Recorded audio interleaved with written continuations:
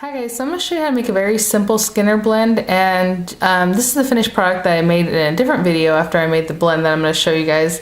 I just want to give you a quick note before I actually show you this tutorial. This is what a Skinner blend looks like. It just kind of melts two colors together where there's going to be a variation from the lighter going up into a darker color, or however you want to do it, but usually it goes lighter to dark, or dark to light, you know, however you like it. I just want to show you these because I did do two styles of Skinner blend for you in the tutorial that's coming up here.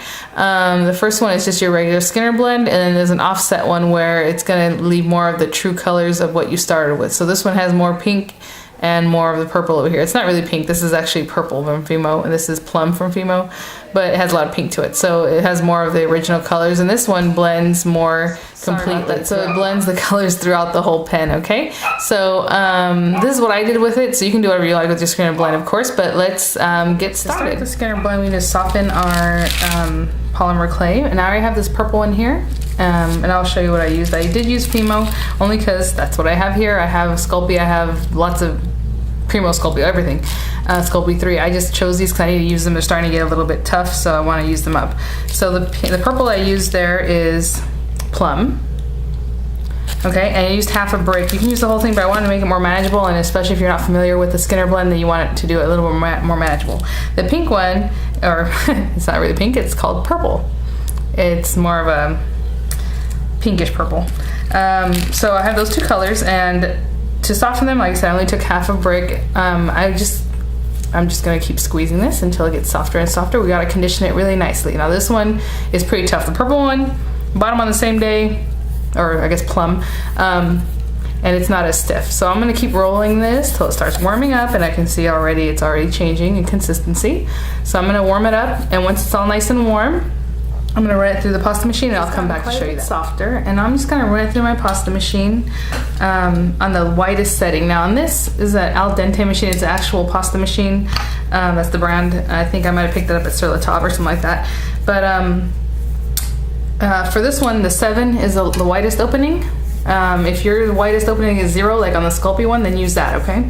So I'm just gonna push it through and get it nice and flattened out. So like I showed you, it was a little bit dry. You can still tell when it's still cracking on the edge. That means your clay is still a little bit dry, but it's okay for now. So what I'm going to do is I'm using two colors. Now with the Skinner blend, you generally want to use two colors to begin with, especially if you're not familiar with it, and then you can go from there. But the two colors are obviously here. And so what I'm going to do is you're going to cut squares that are about the same size. So I'm going to take this away. So this is going to be very small. So you can use a whole pack if you like. That way when you do your work, you don't end up with just these tiny little things. But I'm going to cut these two little squares. And this is just a little Sculpey knife. And this part, I can make another one with this. Okay, so I'm just gonna put this to the side for now. So this is a very small square, a very small sample I'll be making for you guys. Now you can just eyeball it, is how I would do this one. I'm gonna put this other one next to it. And I'm going to cut them, but you can, also measure them, like say, okay, I want a 3x3 square or whatever, and then you would use that. Let me put this over here.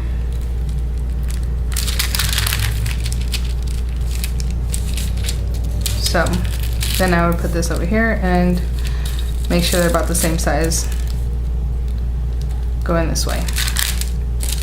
Okay, so now all I'm gonna do is cut them in half. So you have two triangles from either one. Just right down the middle. Then you're gonna pick up the triangles and put them together.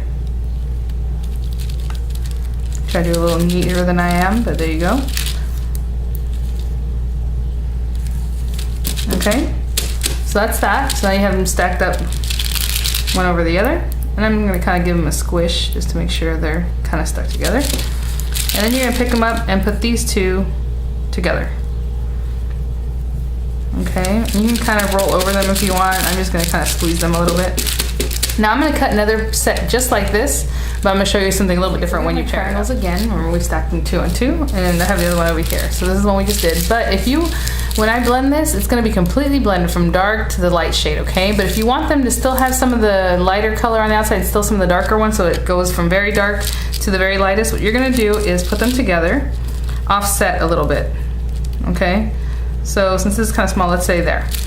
So you see how these two little corners are just kind of sticking out? So what's gonna happen is these areas aren't gonna get as blended, okay? So they're gonna stay the lighter color and the darker color. So what I'm gonna do is take my Sculpey blade again, and you're gonna pair it up nice and even, okay? And so now we have these two different styles, and I'll do both of them so you can kind of see what happens with both of them. But for right now, I'm gonna put this one to the side, and I'm only going to work with the first one that we did. And like I said, you can roll over it with a roller or however you'd like, but you want to keep those together. So now we're going to be ready to roll it through the machine. I'm going to set up my camera a little bit differently, and we'll get attached to the end of my table. This table isn't the best because it has a weird kind of shape to it, so sometimes it wants to pick up. But anyhow, so what you're going to want to remember is to keep whatever color you want to focus on, let's say the light color, keep it to the right, okay, and keep the darker color to your left. So when you roll it through, you always want to keep the lighter color to the right, and when you fold it over, you always want to fold it over the same way. So it's on the largest setting again. Let's just make sure. And all I'm gonna do is run it through. I'm gonna start slow because I want them to really stick together. Sometimes when you start, they don't really stick together, or they kind of want to come apart. That's okay, you just keep going, okay? So as you see, it's coming through down here, and now it's stuck together. I'm going to fold it up, okay? As you see, I folded it up. So it looks kind of funny because over here you got your purple little corner, the larger pink. I'm gonna call it purple and pink even though I know that's not the colors. But now we folded it up. I'm gonna squeeze it together a little bit. And when you put it back in, you're putting the folded end in first. You're keeping your pink or the lighter color over here on the right. And I'm going to roll it. So when it's rolling through, if there's any air trapped, it's gonna come out of the pocket instead of getting trapped inside. So there it goes. That's the second roll. And to do a Skinner blend, basically you're just gonna keep doing this over and over about 15, 20, 25 times depending on what you want. So I'm going to keep rolling it. I'm doing it very slowly to show you guys. So I'm just gonna bring it out, and it's already starting to blend a little bit. I'm gonna pick this up. Again, fold it over itself. Rolling it through on the lightest setting. And it starts looking kind of funky, but don't get scared. Just keep going.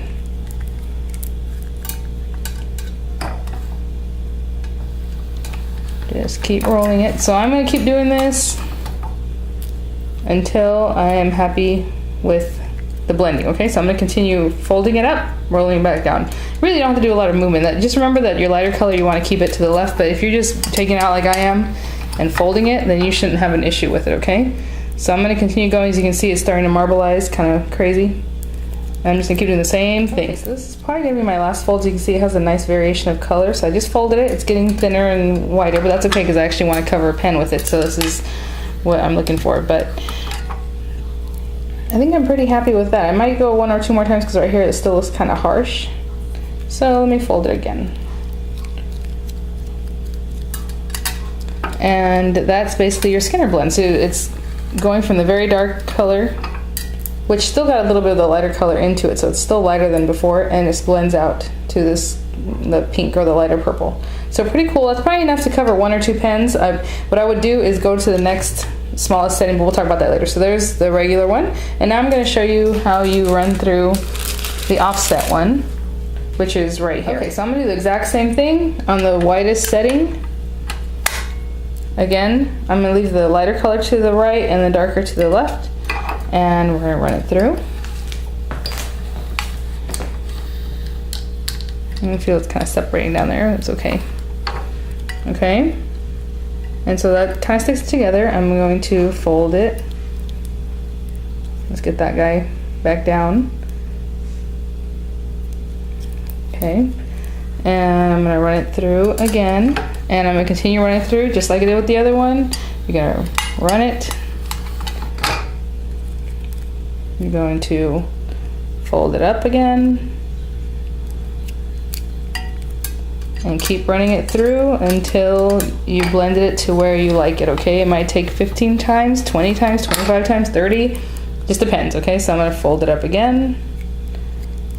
Try to keep it lined up a little better. And I'm gonna continue doing that. I'll show you, this has been probably 8 times I've done it, and you see that very dark purple doesn't have any mixture. This in the middle is mixing. This on the very end is not mixing at all either. It's kind of pink still. Okay, so I'm gonna keep longer, and I think this is gonna be my last roll. And my pasta machine's kind of funky. If yours is this way, just pay attention to how it folds. Mine always wants to pull the middle in first. That's why the sides are kind of small. So as I'm pushing it in, I'm kind of making sure to get the sides in there as well as I can as I push through, okay? And every pasta roller is different, so they just have their little tempers. So there it is. I would like it to be straight on the top, but that's okay. So check that out. So it just depends on what side you like. I might use this side on the outside if I was to choose it, but let me show you the difference between this and the other one. And maybe you're not gonna be able to tell too much difference, but hopefully you can see. This one has much more intense, the plum color at the end here. This one still has kind of a little pinkish hue to it, very different. And then of course it gradates to the brighter pink one. This one still has a little bit of the pink, but it still has a purple tone in it, as you can see. Okay? So very basic. These probably aren't the best Skinner blends I've ever done, but I hope you guys learned something from it. And pretty cool way to graduate your colors. And like, I'm gonna use this for pens, but if you wanted to, you could cut petals from this. Just do whatever you like, and you have this gorgeous gradation of color that you can mess around with, okay? So I'm going to actually make a video using these to cover some pens, so if you're interested, stay tuned for that.